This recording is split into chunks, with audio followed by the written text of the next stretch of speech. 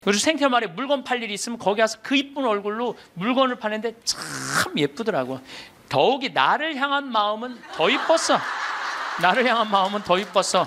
근데 그 글라라가, 죽음을 얼마 앞둔 글라라가 그 이쁜 얼굴로 나를 환하게 웃으면서, 신부님 저 이제 죽는 거 하나도 안 무서워요. 그래서 왜요? 그랬더니 저 얼마 전에 죽어봤어요.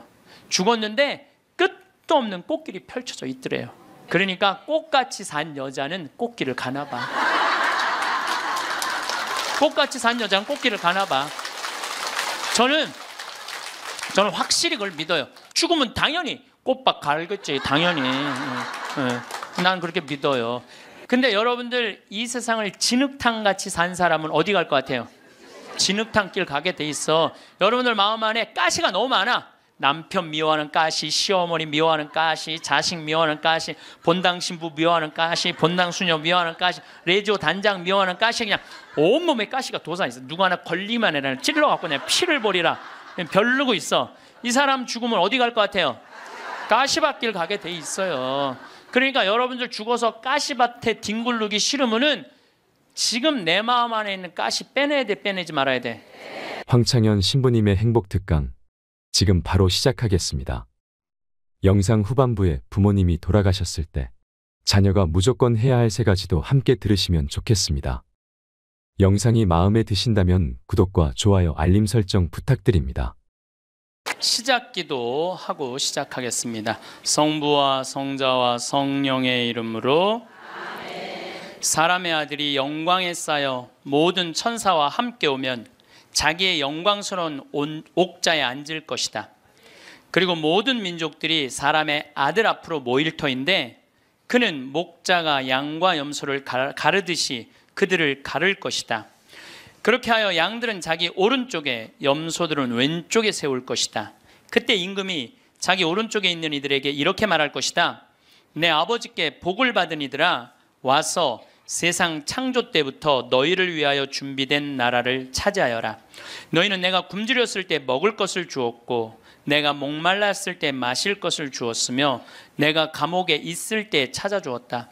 그러면 그 의인들이 이렇게 말할 것이다. 주님, 저희가 언제 주님께서 굶주리신 것을 보고 먹을 것을 드렸고 목마르신 것을 보고 마실 것을 드렸습니까? 언제 주님께서 나그네 되신 것을 보고 따뜻히 맞아드렸고 헐 벗으신 것을 보고 입을 것을 드렸습니까? 언제 주님께서 병드시거나 감옥에 계신 것을 보고 찾아가 배웠습니까? 그러면 임금이 대답할 것이다. 내가 진실로 너희에게 말한다. 너희가 내 형제들인 이 가장 작은 이들 가운데 한 사람에게 해준 것이 바로 나에게 해준 것이다. 아멘. 성부와 성자와 성령의 이름으로 아멘. 참 예수님, 반갑습니다.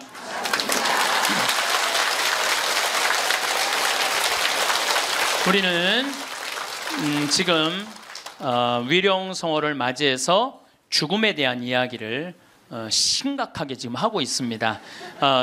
심각하게 하고 있는데 여러분들은 너무 재밌게 들어주셔서 감사합니다. 제가 20년 전에 평택 비전동 성당에 본당 신부를 할 때요. 이제는 남 경험이 아니라 제 경험입니다. 이제까지는 책에 나온 얘기, 유튜브에 나온 얘기인데 지금부터는 제 얘기를 하도록 하겠습니다. 1월 1일 날이에요. 평화의 모후 성마리아 대축일 1월 1일 날 미사가 다 끝나고 밤 10시입니다. 보통 미사 다 끝나고 신부가 자기 소파에 앉을 수 있는 시간이 밤 10시거든요. 밤 10시에 앉아서 음악을 듣고 있는데 그 늦은 밤에 초인종이 울렸어요. 사제관. 그래서 내가 나갔더니 엄마, 아빠, 딸 둘이 저를 찾아왔어요. 근데 처음 보는 사람들이에요. 처음 보는 사람들이라 세배를 이 늦은 시간에 1월 1일 날 세배를 왔나? 문을 열고 나갔더니 세배 온 사람들이 아니야. 모르는 사람들이니까 어떻게 성당을 오셨습니까? 그랬더니 자기들 입교하려고 왔다는 거예요. 그래서 내가 물었어요.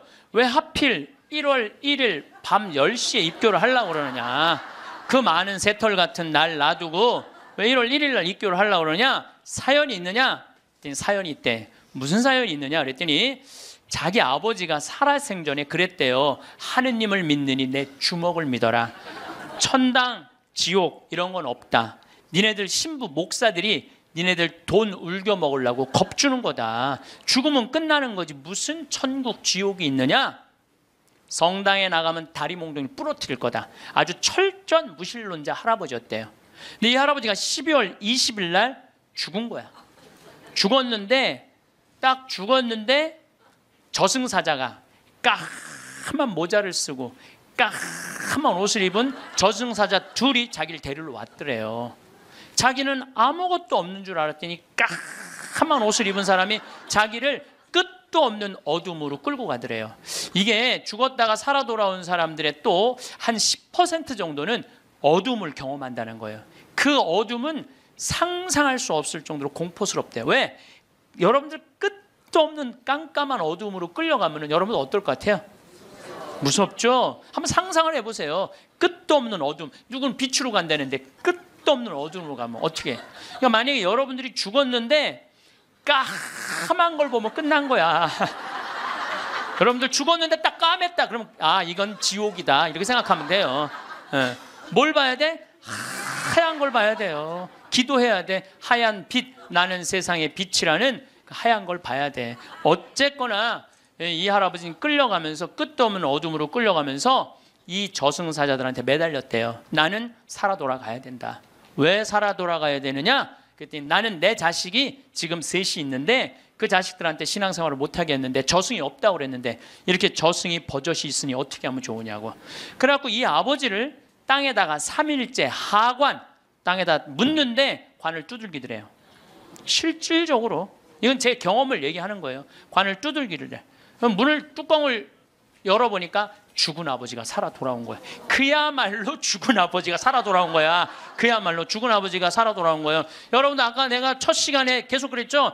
죽은 아버지가 살아 돌아오면 믿을 텐데 그 죽은 아버지가 살아 돌아온 거야. 죽은 아버지가 살아 돌아와서 내가 죽었더니 저승이 있더라. 너희들 신앙생활 해라. 일주일을 살고 이 할아버지가 다시 죽은 거야. 그러니까 2번 초상을 치른 거죠. 2번 초상을 치르고 난 다음에 이 집안은 밤 10시에 날 찾아온 거예요. 그래갖고 우리 교리반에 등록을 해서 열심히 교리를 받고 한 번도 안 빠졌어요. 이 집 식구들은 열심히 교리를 하고 세례를 준 집이 있어요. 여러분들 이 성서에 부자와 나자로 얘기가 나와요. 마리아 마르타 오빠 나자로 말고 거지 나자로 얘기가 나와요. 아시죠? 네, 이 거지는 아무도 먹을 걸 주는 사람이 없었어요. 그래서 너무 배가 고팠어. 그래갖고 사람들이 그 부자네 집에 갖다 놨어. 그래갖고 그 떨어지는 빵부스러기라고 먹으려고 그랬는데 빵부스러기도 둔 사람이 없는 거야. 오히려 내가 얻어먹으려고 그랬더니 개가 와서 내 종기를 핥고 있었어. 나자로 종기를 핥고 있었어. 그래서 나자로도 죽고 그 부자도 죽었어요. 근데 이 부자가 죽어서 어딜 갔느냐? 지옥을 간 거야. 너무 목이 마려운 거야. 근데 이렇게 눈을 들어 하늘을 보니까 그 나자로는 아브라함 할아버지 품에서 너무 행복하게 있는 거야. 그래서 이 부자가 이렇게 말을 건넵니다. 아브라함 할아버지, 저 나자로한테 물을 좀 한 방울만 축셔서 나를 좀 마시게 해주십시오. 갈증스러운 거죠. 이 갈증이 얼마나 고통스럽겠어요. 그랬더니 아브라함 할아버지가 우리 사이에는 가지도 오지도 못하는 구렁텅이가 있어서 우리가 도와줄 수가 없다. 우리는요 지옥에 있는 영혼은 못 도와줘요. 우리 가톨릭 교리로는 연옥에 있는 영혼은 도와줘도 지옥에 있는 영혼은 못 도와줘요. 가지도 오지도 못한다. 그러니까 이 부자가 이런 말을 해요. 그럼 아브라함 할아버지, 저 나자로를 우리 5형제가 있는데 좀 돌려보내갖고 제발 가난한 사람, 불쌍한 사람 도와주고 돈만 알게 하지 말고 가난한 사람, 불쌍한 사람 도와주게 좀 해달라고. 그랬더니 아브라함 할아버지가 이런 말을 해요. 그들에게는 모세와 예언자가 있다. 그랬더니 이 부자가 기가 막힌 얘기를 해요. 모세 예언자 소용없다. 죽은 나자로가 가야 된다. 그 거지 나자로가 가야 된다. 우리들하고 똑같아요. 지금 많은 사람들은 천당이 어딨어? 하느님이 어딨어? 내가 죽은 아버지가 살아 돌아오면 내가 믿을 텐데. 여러분들 죽은 아버지 살아 돌아오면 그 사람들 믿을 것 같아요? 절대 안 믿어요. 이게 신앙이라는 게요, 믿음이라는 게 얼마나 무서우냐면요, 아무리 기적을 보여줘도요 의심 있는 사람은 그 기적 자체도 부정하는 거예요. 그러니까 예수님이 믿음을 그렇게 강조한 거예요. 그러니까 여러분들 믿으셔야 돼.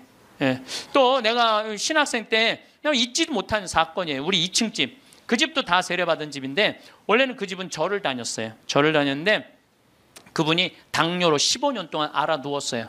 근데 죽기 3일 전에 부인한테 그러더래요. 여보, 수녀님 좀 모시고 오라고. 그랬더니 아내가 그랬대요. 당신 죽을 때가 되니까 스님하고 수녀님을 구분하지 못하느냐고.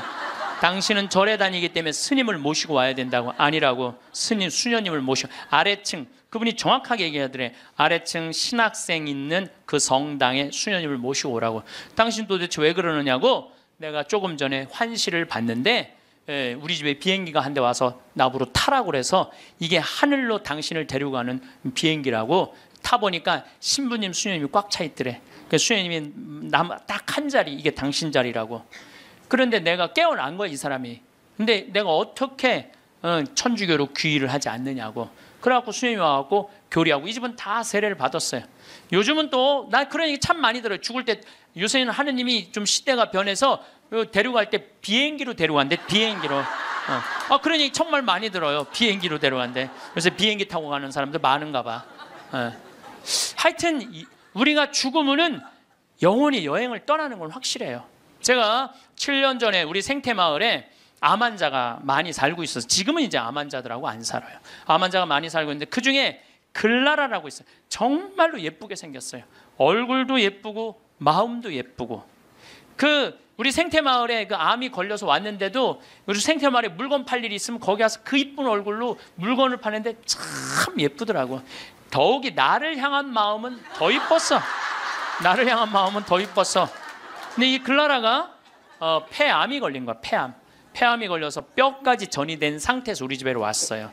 뼈까지 전이가 돼갖고 의사 선생님이 6개월밖에 못 산다는 거예요. 6개월. 근데 이 글라라 자매님은 소원이 있는 거야. 아들이 서울신학교 2학년을 마치고 군대에 갔는데 그 아들이 군대 제대하고 학부 3, 4학년을 마치고 대학원에 올라가고 3년을 더해서 신부 될 때까지 살아서 천미사 참여하는 게 소원이야. 천미사. 그러면 그렇게 살려면 7년을 더 살아야 되는데 6개월밖에 못 산다는데. 그래서 우리 황토 집에서 살아보자. 그래갖고 이제 황토 집 25평을 드렸어요. 그 그레고리오 형제님하고 글라라 자매님한테. 근데 기적같이 4년을 더 살았어요. 4년을. 서울대병원에서 당신은 살아있는 기적이라고. 온몸에 암세포가 있는데 이렇게 멀쩡한 거 보면 당신 기적 아니고는 설명이 안 된다고 맨날 의사 선생님이 그랬대요. 드디어 아들은 대학원까지 올라갔어요. 3년만 더 버티면은 드디어 아들 천미사를 볼 수 있는 거야. 그런데 그 더 이상은 못 견디더라고요. 머리까지 암이 전이가 되니까 그 이쁜 얼굴에 눈을 막 떠는데 내 가슴이 떨리는 거야. 왜 그러느냐 하면은 이제 살 날이 얼마 남지 않았구나. 그걸 보니까 너무 가슴이 아프더라고요. 결국은 일산 암센터로 갔어요. 내가 너무너무 사랑하는 가족들이니까 내가 찾아갔죠. 근데 그 글라라가, 죽음을 얼마 앞둔 글라라가 그 이쁜 얼굴로 나를 환하게 웃으면서 신부님 저 이제 죽는 거 하나도 안 무서워요. 그래서 왜요? 그랬더니 저 얼마 전에 죽어봤어요. 죽었는데 끝도 없는 꽃길이 펼쳐져 있더래요. 끝도 없는 꽃길이 펼쳐져 있는데 그러더래요. 이 길이 하느님, 예수님, 성모님 만나러 가는 길이라고. 그러니까 꽃같이 산 여자는 꽃길을 가나 봐. 꽃같이 산 여자는 꽃길을 가나 봐. 저는 확실히 그걸 믿어요. 왜냐하면 저도 강원도 평창에 살면서 마음이 참 좋아요. 생전 사람 미워할 일이 있어야지. 사람을 만나야지 사람을 미워하지. 사람을 만나야지. 거기 일어나 보면 아름다워. 요즘은 또 물안개 피는 계절이거든요. 강에 물안개 피면요 너무 아름다운 거야. 밤하늘에 별도 아름답고 이 단풍도 아름답고 그냥 여기에 감사의 꽃, 찬양의 꽃, 사랑의 꽃이 흘러넘치는데 죽으면 당연히 꽃밭 갈겠지. 당연히. 난 그렇게 믿어요. 끝도 없는 꽃길을 가고. 근데 여러분들 이 세상을 진흙탕같이 산 사람은 어디 갈 것 같아요? 진흙탕 길 가게 돼 있어. 여러분들 마음 안에 가시가 너무 많아. 남편 미워하는 가시, 시어머니 미워하는 가시, 자식 미워하는 가시, 본당 신부 미워하는 가시, 본당 수녀 미워하는 가시, 레지오 단장 미워하는 가시. 그냥 온몸에 가시가 돋아있어. 누구 하나 걸리만 해라 찔러갖고 그냥 피를 버리라 별르고 있어. 이 사람 죽으면 어디 갈 것 같아요? 가시밭길 가게 돼 있어요. 그러니까 여러분들 죽어서 가시밭에 뒹굴르기 싫으면은 지금 내 마음 안에 있는 가시 빼내야 돼, 빼내지 말아야 돼? 누구를 위해서? 그러니까 여러분들, 남을 용서하는 게 기분 나쁜 게 아니에요. 남을 용서하는 거는 나를 위해서 용서하는 거야. 그 사람을 위해서 용서하는 게 아니고. 그러니까 다 가시를 빼고 마음 안에 사랑의 꽃, 용서의 꽃, 희생의 꽃, 감사의 꽃, 찬양의 꽃이 있어야 돼. 네, 뭐 여기 많은 교우들 중에 신부님 좀 미워서 죽게, 자랑이 아니에요 그게. 나 곧 가시 받길 뒹굴로 준비돼 있어요. 그 얘기하고 똑같은 거예요. 끝도 없는 꽃길이 펼쳐져 있더래요. 너무 행복하더래요. 근데 이 집 첫째 아들이 신학생이고 둘째 아들이 안드레아라는 아이인데 그 딸이 또 하나 있어요. 근데 이 둘째가 너무너무 괜찮은 애야. 엄마 아빠는 우리 생태마을에 와서 4년을 살았지. 이 형은 신학교 들어가 있지. 여동생 밥을 고등학생, 수험생 얘가 다 해주는 거야. 대학생이 자기 대학 다니면서. 또 내가 서울교구, 서울 이 강남에 사는데 서울 금본당에 강의 오고 물건 팔러 오면은 또 신부님 오신다고 그 젊은 남자아이가 와서 물건 다 파는 거야. 그리고 야, 밥 사줄게. 그러니 신부님 동생 밥 해줘야 돼. 그리고 얼마나 괜찮은 애예요. 근데 얘가 군대 가서 뭘 배웠냐면 심폐소생술을 배워둔 거야. 엄마가 이제 자다가 죽은 거야. 자다가 죽어서 이제 남편도 엄마 이제 죽었다. 다 포기를 했는데 얘는 포기를 안 한 거야. 심폐소생. 엄마는 꽃길을 가고 있는데 이놈은 죽지 말라고 심폐소생술 한 거야. 살려낸 거야. 살려냈어요. 네. 살려내갖고 엄마가 살아난 상태에서 내가 한 번 더 본 거죠. 그래서 이제 병원에 이제 간 거니까. 그래서 글라라 자매가 그러더라고요. 신부님, 저 이제 죽는 거 하나도 무섭지 않아요. 이게 주님께로 가는 영광스러운 길이 바로 죽음이에요. 그러더라고요. 네. 그래서 내가 글라라 씨한테 그랬어요. 글라라, 이제 걱정하지 마라. 아들 천미사는 내가 하늘이 두 쪽이 나도 내가 땅에서 참여하고 글라라는 하늘에서 참여하고 그렇게 하자. 그리고 한 달 후에 글라라는 세상을 떠났어요. 그런데 그 아들이 이번에 서품을 받았어요. 그런데 문제는 그 아들 서품 받을 때 나는 하와이 해외 강의 중이었어요.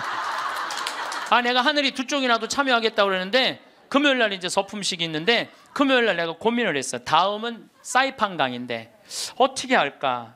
이게 내가 약속을 하긴 해야 되는데 하늘이 두 쪽이나도 내가 참여하겠다면 분명히 하늘에서 지켜볼 텐데 내가 하늘을 안 믿으면은 내가 그냥 껴먹을 약속을 껴먹어도 되는데 분명히 하늘나라에서 지켜볼 텐데 그 이쁜 글라라가 볼 텐데.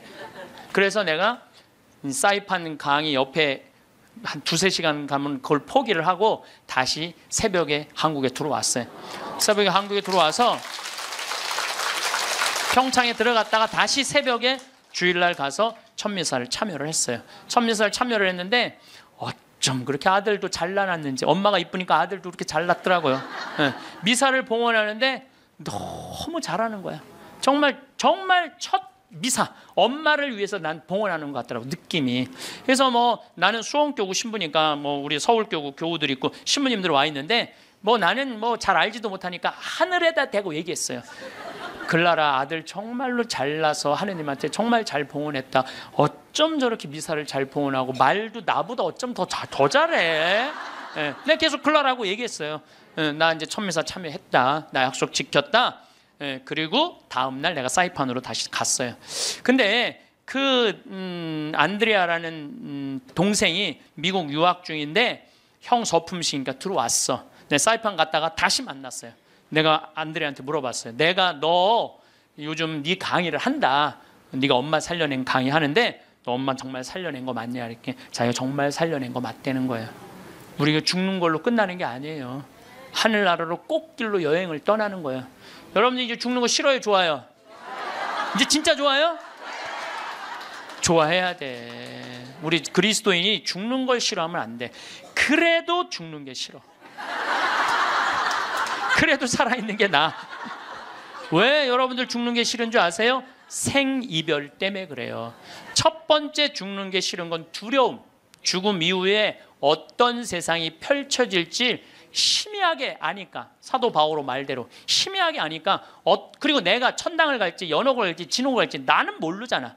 그러니까 죽는 게 두려워. 두 번째 죽는 게 두려운 이유는 생이별 때문에 그래요. 죽음은 더 이상 사랑하는 남편 볼 수 없잖아. 죽으면 더 이상 사랑하는 아내 볼 수 없고 아무리 천당을 간다고 해도 이별 아니에요. 사랑하는 자식 볼 수 없고 사랑하는 부모 볼 수 없는 거예요. 지난 봄에 내 친한 동창 신부 아버지가 돌아가셨어요. 근데 나는 그 신부하고도 친하지만 그 아버지하고도 참 친했어요. 그 아버지가 얼마나 나를 좋아했느냐면은 안중분인데 요맘때만 되면 쌀을 쪄서 햅쌀을 갖고 평창까지 갖고 오시는 거예요. 그래갖고 신부님이 새쌀, 햅쌀 먹으라고. 그렇게 친했던 아버지가 나하고 또 똑같이 위암도 같이 걸렸어.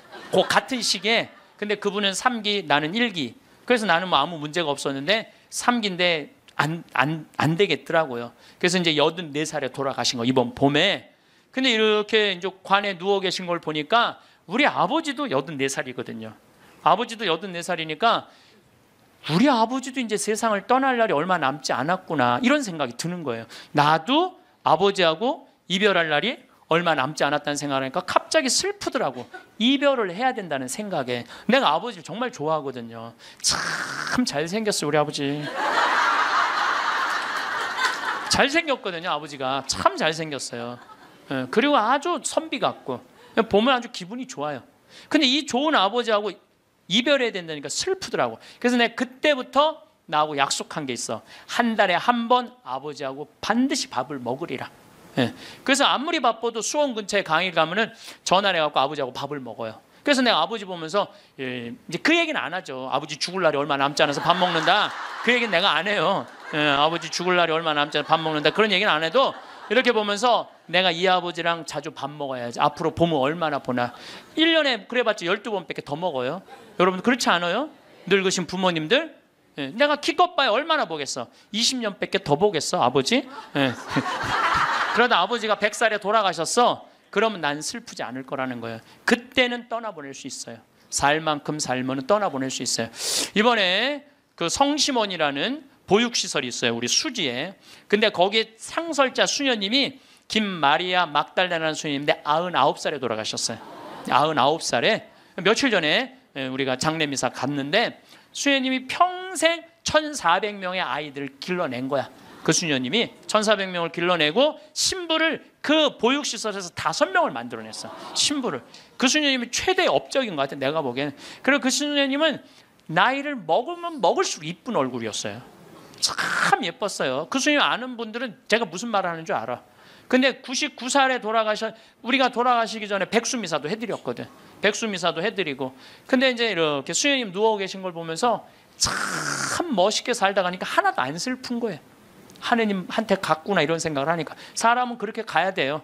우리 아버지가 100살까지 살다가 행복하게 하면 난 행복하게 떠나보낼 수 있다, 이거 아버지. 떠나보낼 수 있어요. 그런데 이번에 세월호에서 죽은 애들, 피지도 못한 꽃이 죽으면 가슴이 아파요, 안 아파요? 얘네들 때문에 왜 아픈지 알아요, 여러분들? 얘네들 엄마들 생각을 해봐. 밥 한 번 더 차려주고 싶고, 한 번 더 쓰다듬어 주고 싶고, 장가도 보내고 싶고, 시집도 보내고 싶고, 쑥쑥 자라고 웃는 모습 하나만 봐도 너무 예쁘고 좋은데 이젠 더 이상 아무리 밥을 차려주고 싶어도 차려줄 수도 없고, 아무리 같이 손잡고 여행을 가고 싶어도 갈 수가 없는 거예요. 내가 아무리 세월호에서 죽은 아이들 천당 접수했다고 이야기한들 이 엄마들한테 위로가 될까요? 이별이 그래서 슬픈 거예요. 사랑을 마저 하지 못했기 때문에. 여러분들 사랑 마저, 이제 좀 사랑 좀 하려고 그랬는데 죽으면 아파요, 안 아파요? 그래서 저는 사랑도 나중에 하지 말아라. 사랑도 언제 해라? 지금 해라. 죽고 난 다음에 울며 불며 통곡하지 말고. 여러분들 주위에 있는 사람들 어떻게 다 소중한 사람들이에요. 그 지금 사랑해야 돼. 나중에 사랑. 그 어떤 아버지가 단식하고 막 그러면서 그 아이한테 해주지 못한 게 너무 가슴 아프다고 그러잖아요. 죽고 난 다음에 후회하지 말라는 거예요. 옆에 지금 얼마나 소중한 사람들이 있는데 그 소중한 사람들한테 함부로 대하냐, 이거예요. 내가 본당 신부할 때도 60살 먹은 엄마가 죽었어. 40살 된 놈이 와갖고 울며 불며, 생전 찾아오지도 않던 놈, 뭐 4년 5년 한 번도 안 찾아온 놈이 울며 불며 이런 말해요. 왜 죽느냐고. 조금만 더 살면 내가 효도할 텐데.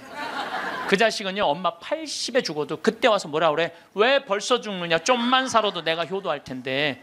지금 효도하지 못하는 자식은요, 나중에 절대 효도 못합니다. 여기 지금 60, 70 되신 분들, 지금 40, 50 된 자식들 나중에 효도할 것 같아요? 점점 못합니다. 지금 못하는 자식은 나중에도 못하는 거예요. 그러니까 여기 지금 40, 50대신 분들, 30대신 분들, 내가 부모님한테 나중에 효도해야지. 어린 반푼어치도 없어요. 지금 하지 못하면 나중에도 못하는 거예요. 사랑도 마찬가지고 지금 해야 돼. 죽고 나서 울며 불며 아이고 불쌍해서 어떻게 해. 사랑도 마저 못했는데 그러지 말라는 거예요. 그래서 이별이 슬픈 거예요. 10년 전에 내 동창 신부가 전화를 했어. 밤에 창현아 우리 성당에 와서 장례 미사 좀 해달라는 거예요. 야 본당 신부가 넌데 왜 내가 니네 장례 미사를 하냐. 그랬더니 자기는 도저히 눈물이 나서 장례 미사를 못 하겠다는 거예요. 왜? 고등학교 2학년 여학생, 자기를 너무나 따르던 여학생인데 미사 해설도 하고 독서도 하던 아이인데 백혈병에 걸려서 죽었다는 거예요. 백혈병에 걸려서 죽어서 그 집에 갔는데, 초상집에 갔는데 그렇게 눈물이 나더래요. 그 아이의 모습을 보고. 그래서 이 신부가 이제 저녁에 집에 와서 고민을 한 거야. 아니 그 사진만 봐도 눈물이 나는데 장례 미사 할 때 자기는 끝까지 할 자신이 없더래요. 그래서 나한테 전화를 한 거야. 네가 좀 해줬으면, 아무 상관없는 네가 와서 좀 해줬으면 좋겠다는 거예요. 그래? 그럼 내가 가서 해줄게. 갔어요. 갔더니 정말 꽃같이 생겼더라고. 예쁘게 생겼어. 그걸 엄마 아빠가 맨 앞에서 보니 안 울어요. 처음부터 울기 시작을 해요. 또 수녀님이 옆에 위로한다고 옆에 앉아있던 수녀님도 그냥 같이 울고, 성당 같이 학생활동하던 애들도 울고, 그걸 보니까 교우들도 울면 계속 울잖아. 다 우는, 옆에 신부 울고 다 우는 거야. 나만 안 울고. 내가 끝까지 했어. 나만 안 울고. 이 피지 못한 꽃이 죽을 때 우리는요 슬픈 거예요. 나는 이번에 그 유병원 씨가 처음에 내가 한 100억 정도 해갖고 보상해 주겠다. 나는 그 말이 얼마나 화가 나는지 몰라요. 왜냐하면요 거기 죽은 아이 중에 2명은 예비 신학생이야. 신학교 가려고 그랬던 애들이 우리 교회 안에도 있었어요. 그리고 거기 보니까 그림 잘 그리는 애들도 있고, 거기에 무한한 가능성, 돈으로 따질 수가 없는 거예요. 돈으로 따질 수 없는 꽃을 꺾은 거야. 그럼 책임을 지고 죽어야지. 그게 뭐야? 도망 다니다가 이것도 아니고 저것도 아니고 산 것도 아니고 죽은 것도 아니고. 이 정말로 화가 나요. 화가 나. 그걸 보면은요 얼마나 소중한 아이들인데 우리들이, 이 어른들이 걔네들 앞에 창피한 거예요. 지금 어른들이 그 아이들한테 창피한 거. 이거 나는 그때 물론 그 유병원 씨도 나쁘다고 생각하지만 나도 반성 많이 했어요. 난 도대체 뭘 교우들한테 가르친 거야. 내가 못 살았기 때문에 저 아이들이 죽었지 않았나 이런 생각 들더라니까요. 우리 모두의 잘못이죠. 피지 못한 꽃.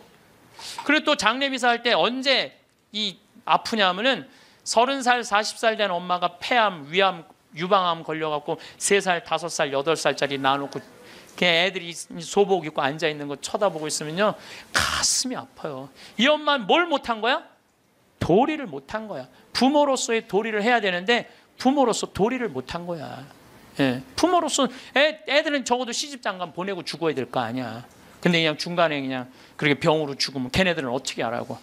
여러분들 막내까지 다 시집장가 보냈어. 마지막 신혼여행 떠나보내고 손님 다 보내고 부부가 저녁에 이렇게 차 한잔 마시면서 뭐라 그래요? 여보 우리 이제 죽어도 여한이 없다. 그러죠? 죽어도 여한이 없다. 할 도리 다 했으니까 사람은 세상에 살면서 사랑도 원도도 없이 해야 되고 도리도 해야 돼. 도리도.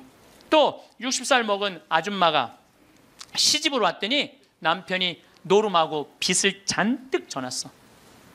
그래갖고 그 빚 갚는다고 토요일날 일요일날 놀아봤던 적이 없어. 뼈가 빠지게 일을 했어. 자식들 교육시킨다고 그 잘난 옷 한 번 백화점에서 사 입어봤던 적이 없어. 맨날 10,000원짜리 2,000원짜리 길에서 사 입었어.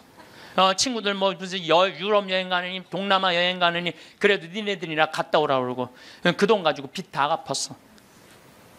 그 60살이 돼서 빚도 다 갚고 자식도 다 키워놨어. 돈도 어느 정도 생겼어. 그래갖고 나도 이제 남들처럼 한번 호강 한번 해봐야지. 그래갖고 이제 나가서 외식 한번 하면 먹으면 속이 미식거리네. 미식거리더니 급기야는 뒷목이 땡기는 거야. 그래서 이상하다. 소화제 먹어도 안 되니까 병원에 가보니까 위암 말기라는 거야. 그럼 여러분들 위암 말기 환자들이 뒷목이 땡겨요. 이상하게. 3개월밖에 당신 못 산다고. 그러면 이 60 먹은 아줌마 죽어요 못 죽어요?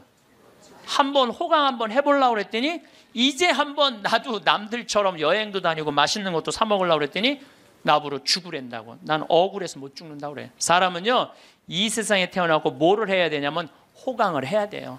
행복해야 돼요. 이걸 못하면요 죽을 때 한이 돼서 못 죽어요. 그리고 우리가 살면서요 여러분들 뭐가 있느냐면은 살면서 기뻐야 돼. 내가 봉사활동에 여기 교우들 아마 봉사활동하는 교우들 많을 거야. 그렇죠? 근데 하는 게 너무 힘들어. 지겨워. 근데 예수님 십자가 어디 갔어? 예수님 십자가 예수님 얼마나 고통스러웠을까? 저거 따라서 그 지겨운 그 봉사활동을 십자가 생각하고 계속해. 기쁨이 하나도 없어. 그런 분들 나한테 상담하면 내가 뭐라는 줄 알아요? 당장 관두라고 그래요. 예수님 십자가 생각하고 계속 하지 말라고. 그런 사람들이 나중에 열받으면 예수님 다시 십자가 못 박을 사람들이에요. 못 박을 사람들.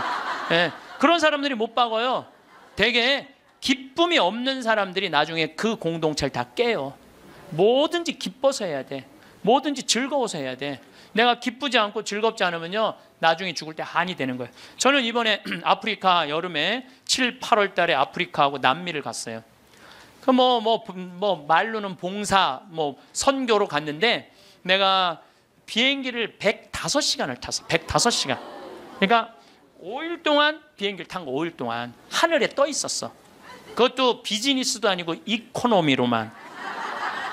근데요 많은 사람들은 다 그래요. 신부님 힘들지 않느냐고. 근데 저는요 하나도 안 힘들어요. 너무 좋아요. 내가 막 교우들 만나러 가고 아프리카 가는 게 아프리카까지 가는데 26시간 비행기를 타야 돼요. 여기서. 그런데도 하나도 지겹지도 않고 너무 좋아. 비행기 안에 있으면서 글 쓰고. 이번에 이제 그 비행기 안에서 5일 동안 아무도 나를 건드리지 않잖아. 여기 있으면 그냥 온 사람이 날 건드리는데 비행기 안에서는 아무도 날 안 건드리거든. 그럼 5일 동안 그 책 쓴 거 그거 갖고 이제 원고로 이제 책을 이번에 내요. 그리고 나는 비행기 타면 즐길 줄을 알아요. 밤 비행기 타면요 여러분들한테만 내가 가르쳐 드리는 거야. 밤 비행기를 타면은요 비행기 표를 창가를 꼭 끊으세요. 창가. 그것도 날개에 끊으면 안 되고 맨 뒤에 꼭 꼬리 쪽에 끊으세요. 꼬리 쪽에. 그래갖고 비행기가 하늘에 올라가면요 깜깜할 때 창문을 열어보세요. 별이요 아래로 쫙 보여요. 별이 위로 보이는 게 아니라 아래로 쫙 보여요.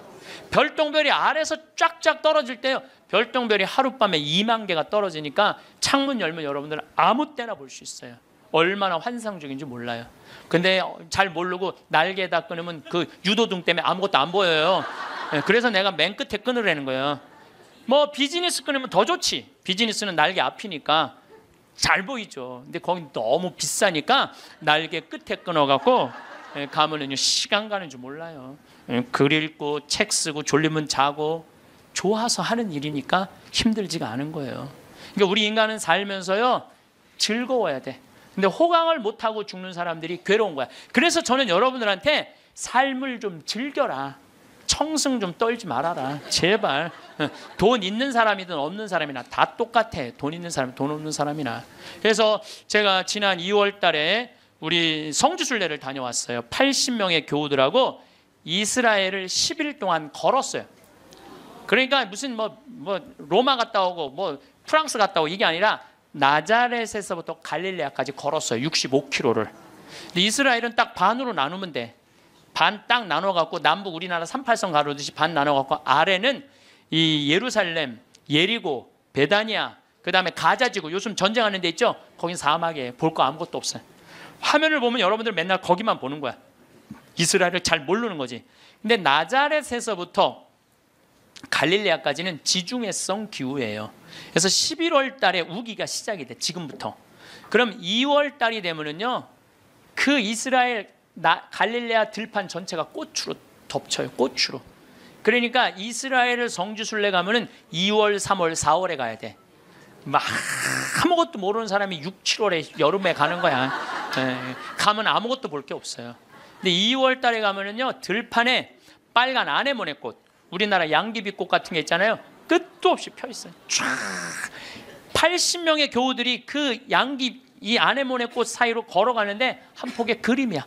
그리고 이제 예수님 루카복음의 4장에 오늘 나한테 기름 부음 받았다.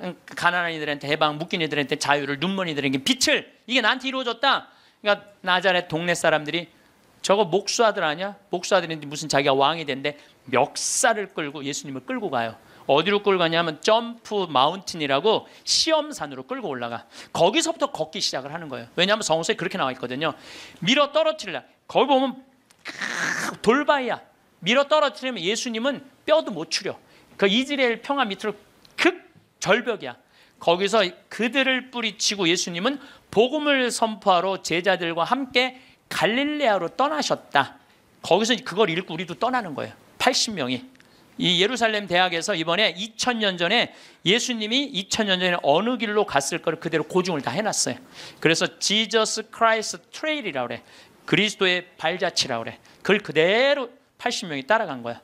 그러니까 과부의 아들 살린 나인이라는 동네도 들르고, 그 다음에 예수님 거룩한 변모한 다볼산도 가고, 그 다음에 가나의 혼인잔치도 가고, 예수님 맨날 먹을 거 사러 가면 세폴이라는 동네도 가고, 그 다음에 이제 히틴의 뿌리라고 밀밭. 여러분들 이스라엘은요 식량 자급률이 100%예요. 밀밭이요 끝도 없어요. 우리가 이스라엘 잘 모르는 게 너무 많아. 맨날 비행기 타고 버스 타고 다녀서 몰라. 걸어 다녀 보면요 밀밭이 끝도 없어. 그리고 양쪽에는 노란 겨자꽃이 65km 내내 펴 있는 거예요. 노란 겨자꽃이. 겨자가 왜 노래인 줄 알아요? 꽃이 노래서 겨자가 노래인 거예요. 네, 꽃이 노래서.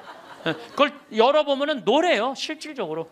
예, 겨자를 이렇게 밀어보면은, 그러니까 65km 내내 가는 내내 예수님하고 제자들이 본 거라고는 겨자꽃밖에 본 게 없는 거야. 그래서 예수님 말만 하려고 그러면 겨자꽃이 보이니까 저거 봐라, 겨자씨 하나일 만한 믿음만 있어도 돌 모아가 나면 산에 있는 거 바다에 심겨질 것이다. 그리고 갈 때는 이 무릎 정도의 겨자가 자랐는데 갈릴레아 도착을 하니까 더미로 산더미로 5m, 6m로 겨자꽃이 동산으로 이루고 있는 거야. 저거 봐라, 하늘나라는 저거와 같다. 나는 이게 여러분들 가봐야 알아. 이렇게 백날 말하면 소용없어. 이런 얘기를 들으면은 무슨 생각이 들어요? 가고 싶다. 나도 한번 가보고 싶다. 죽기 전에 나도 한번 꼭 가보고 싶다. 이런 생각 들죠? 근데 나는 여러분들한테 너무 안타까운 게 바로 그거예요. 왜 그 좋은 데를 죽기 전에 가요? 지금 가면 안 돼? 지금 가세요. 지금 여행은 가슴이 떨릴 때 가야지 다리가 떨릴 때 가면 안 된다니까요. 그걸 죽기 전에는 다리 떨려서 못 간다니까요. 죽기 전에 가지 말고 지금 가세요. 내가 오늘 강의를 딱 왔는데 여기 이제 여기 명동성당 아주 이제 잘 해놨어. 보니까 아주 잘 해놨어. 아주 속이 후련해. 사람이 이제 모일 수 있는 장소도 있고 커피 마실 수 있는 장소도 있고 위도 아주 잘 해놨어.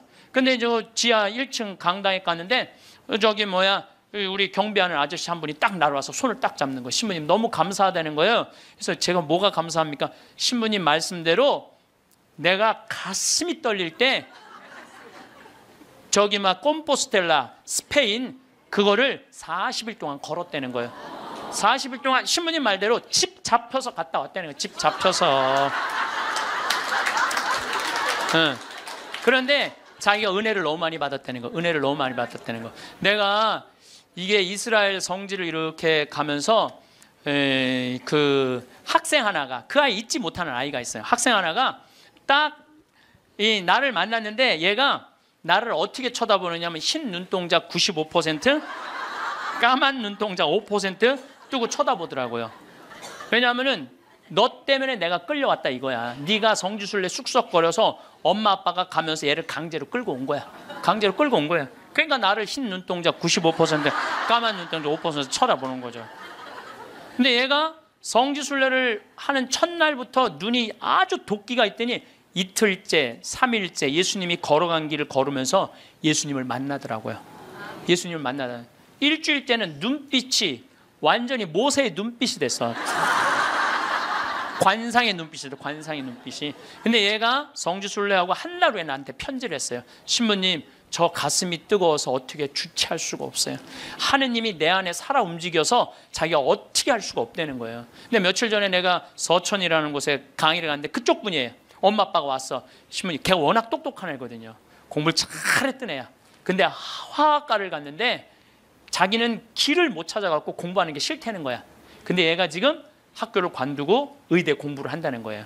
그래서 이제 내가 그랬거든. 나 지금 아프리카 봉사 가니까 의사가 돼갖고 좀 공부 좀 해라고. 근데 얘 공부하는 거예요. 이게요, 사람이요, 성지를 한번 갔다 오면요, 죽으면은 제일 좋은 건 죽으면 인생이 바뀌어.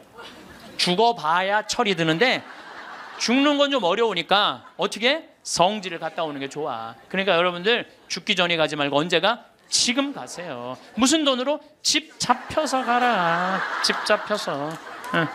집 잡혀서 가라. 여러분들 집 갖고 갈 거예요?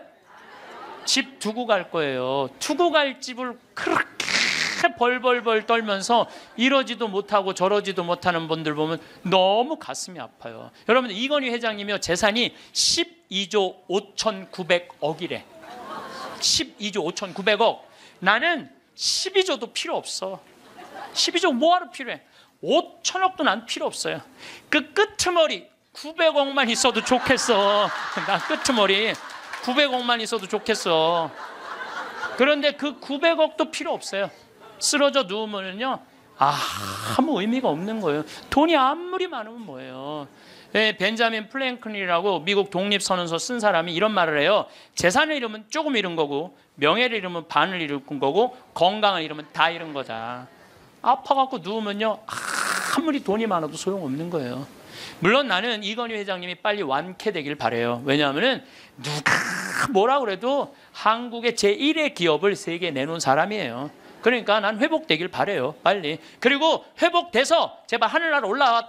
다 이제 그런 사람들이 하늘나라 경험 많이 하잖아요. 하늘나라 이제 갔다 온 경험을 가지고 12조 5,900억을 다 나눠줬으면 좋겠어.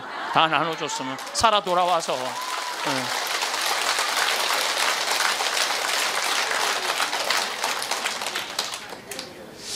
우리가요, 인생은 땅 따먹기 하고 똑같은 거예요. 여러분도 어렸을 때 땅 따먹기 해봤어요, 안 해봤어요? 해봤죠? 땅 따먹기. 동그라미 운동장 그리고 이렇게 신발 이렇게 돌려갖고 10원짜리로 3번 튀겨갖고 들어오면 내 땅, 못 들어오면 내 땅 아니고, 막 그러다가 막 점점 땅이 좁아지는데 금이 닿으면 닿니 안 닿니 머리끄댕이 막 싸우고 그러잖아요. 해가 뉘엿뉘엿질 때 엄마가 데리러 나와요. 철수야, 영희야, 너 해졌다. 밥 먹으러 가자. 그럼 얘네들 중에 단 한 명도 엄마, 나 이거 내가 오늘 오후 내내 딴 땅이니까 나 이거 파갖고 들어가면 안 돼? 그리고 학교 운동장 파갖고 들어가는 애들 있어요? 손 탁탁 털고 들어가요. 그게 인생이에요. 여러분들 처음에 시집 와갖고 사글세, 월세, 전세 18평, 25평, 40평까지 넓혀갔어. 근데 하느님이 마지막 날, 얘야, 너 인생에 해가 졌다. 마리아야, 베드로야, 너 이제 들어와라. 그럴 때 하느님, 나 이거 평생 딴 땅이니까 내 이거 파갖고 들어갈게요. 그리고 40평 지하로 저 무덤으로 쥐고 가는 사람 있어요, 없어요? 손 탁탁 털고 들어가요. 손 탁탁 털고 들어갈 걸 그걸 왜 못 쓰고 벌벌벌벌 떠냐 이거야. 집 잡혀서 여행도 다니고, 어려운 사람도 도와주고, 맛있는 것도 사 먹고, 그리고 즐겁게 살다가 죽으면 되지. 그걸 그냥 아까하고 뒷방에서 벌벌벌벌 떨다가 죽어. 신부님, 빚 없는 사람, 집 없는 사람 어떻게 하라고 맨날 집 잡히라. 걱정하지 말아라. 국가에서 용돈 나온다. 20만 원. 많은 분들이 이런 얘기해요. 신부님, 10년 전에 이런 얘기를 해요. 내가 10년 전에 54,000원 나올 때, 10년 전에 54,000원 나왔거든요. 할머니들 죽지 않고 조금만 버티면은 20만 원 나온다. 20만 원 나왔어요. 제가 다시 얘기합니다. 여러분들 이제 죽지 않고 좀만 10년만 더 버티면요, 얼마 나오면 50만 원 나와요. 50만 원 나오게 돼 있어요. 그런데 문제는 돈이 나오고 안 나오고가 문제가 아니에요. 그 돈을 쓸 줄을 모르는 거예요. 나와도 그 돈 쓸 줄 모르고 벌벌벌벌 떨다가 자식 그거 모아갖고 뒷바라지 해주는 할머니들 많아요. 그리고 또 어떻게? 버림받고. 그런 할머니들 대한민국에 수도 없이 많아요. 그리고 인생 가슴 치면서 죽을 때 내가 왜 그렇게 살았을까? 후회하는 할머니들 많아요. 그래서 죽을 때는 여러분들 3가지 갖고 가는 거예요. 추억 갖고 가는 거예요. 내가 인생을 어떻게 살았구나. 그 다음에 죽을 때 뭐 갖고 가? 선행 갖고 가는 거. 선행. 내가 살아서 불쌍한 사람 도와준 거. 그리고 죽을 때 뭐 갖고 가냐? 믿음 갖고 가는 거. 믿음. 이 세 가지가 없는 사람은요, 무슨 노잣돈, 무슨 신발 세 켤레, 밥 세 그릇을 갖고 가는 게 아니야. 추억이 없는 사람은 죽을 때 억울해서 못 죽어요. 선행이 없는 사람 죽을 때 불안해서 못 가요. 믿음이 없는 사람 그야말로 노잣돈이 없어서 못 떠나는 거예요. 이 얘기는 내가 다음 시간에 이 얘기는 하도록 하겠습니다. 마침 기도 바치겠습니다.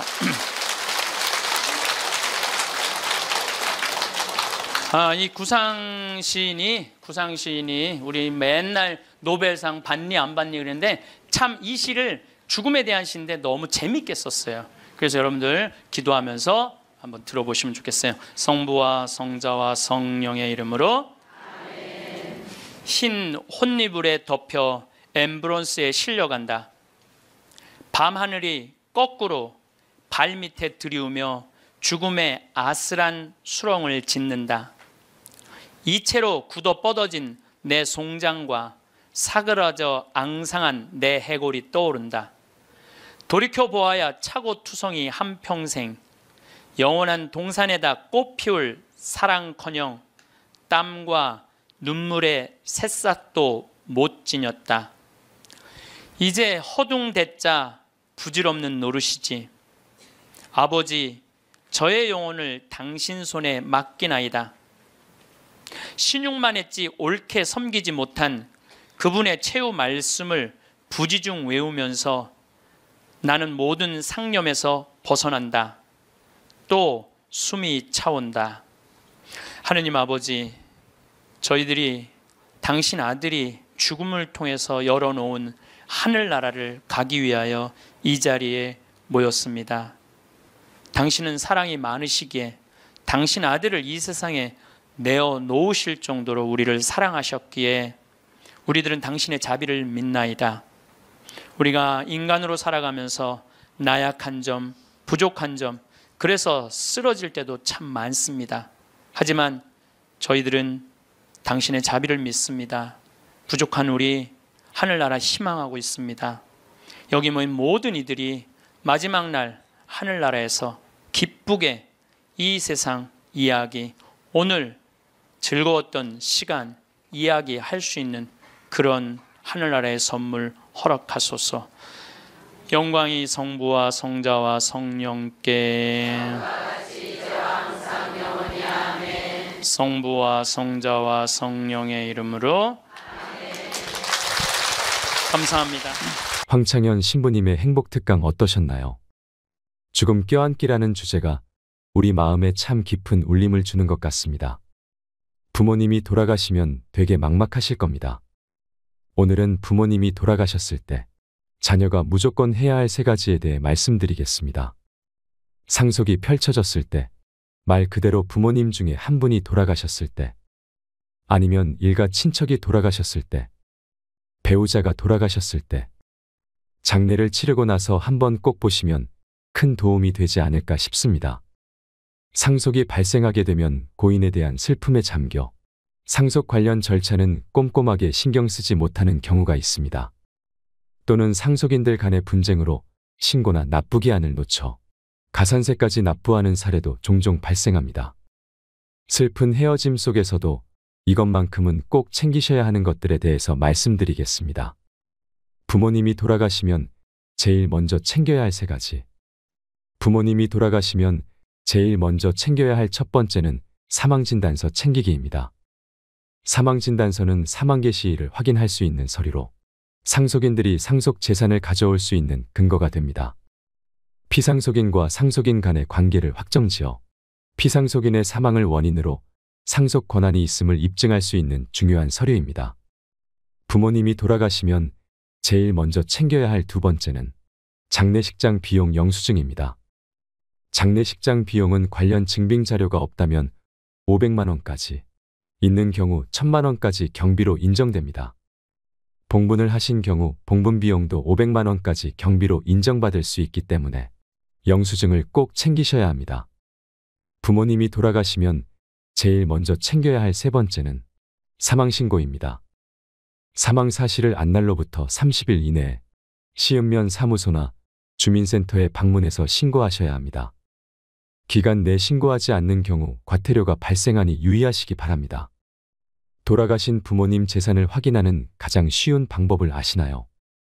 사망진단서와 장례비용 영수증을 챙기고 사망신고를 하셨다면 다음으로는 상속신고를 위한 재산을 확인을 하셔야 합니다. 자녀라고 하더라도 부모님이 어떤 은행 계좌를 사용하고 계신지, 어떤 주식이나 부동산을 가지고 계신지 자세히 모르는 경우가 대부분일 텐데요.